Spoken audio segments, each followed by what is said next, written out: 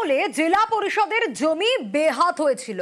এবার সেই বেহাত হওয়া সরকারি জমি দখল মুক্ত করতে পরিদর্শন। আরো বিস্তারিত এই বিষয়ে জানাতে পারবে জিয়াউল, রয়েছেন আমার সঙ্গে। জিয়াউল, দেখো, উত্তর চব্বিশ পরগনা জেলা পরিষদের প্রায় না হলেও 83 একর অর্থাৎ 250 বিঘার বেশি জমি বেদখল হয়েছিল বাম আমল থেকে, অর্থাৎ জেলা পরিষদের জমি। কিন্তু সেই জমি দখল হয়ে এলাকায় ইট ভাটা, মাছের ভেড়ি চাষ হচ্ছিল এবং সেটি বাম আমল থেকেও তৈরি হয়েছিল। একাধিকবার প্রশাসন। জিয়াউল, প্রায় 250 বিঘা জমি তুমি বলছিলে, এটা কি একই জায়গায় না বিভিন্ন জায়গা মিলিয়ে 250 বিঘা?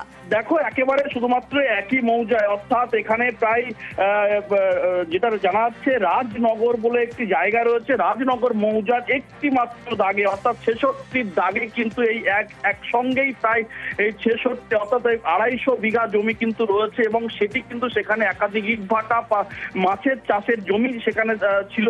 ফলে সেই জমি পুনরুদ্ধারের জন্য জেলা পরিষদের একটি টিম তৈরি হয়। সেই জমি পুনরুদ্ধারের জন্য ঘটনাস্থলে যায়, পরিদর্শনে যায় এবং দ্রুত কিভাবে সেই জমি জেলা পরিষদের নামে নিয়ে আসা যায় সেই চেষ্টাই কিন্তু করবে এবং দ্রুত সেই কাজ হবে এমনটাও কিন্তু জেলা পরিষদের পক্ষ থেকে জানা গেছে। বেশ, জেলা পরিষদ সম্পত্তি আমরা জানতাম না, এটা আমরা জানতাম যে পঞ্চায়েত সমিতির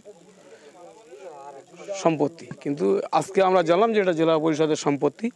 4 গ্রামের মানুষ মোটামুটি এখানে সব মানে একটা কমিটি থাকে, কমিটি থেকে দুই পক্ষের সবাই মিলে টাকা পয়সা সব দুই কমিটির সিদ্ধান্ত নিয়ে দেওয়া হয় গ্রাম মানুষকে লিজের টাকা।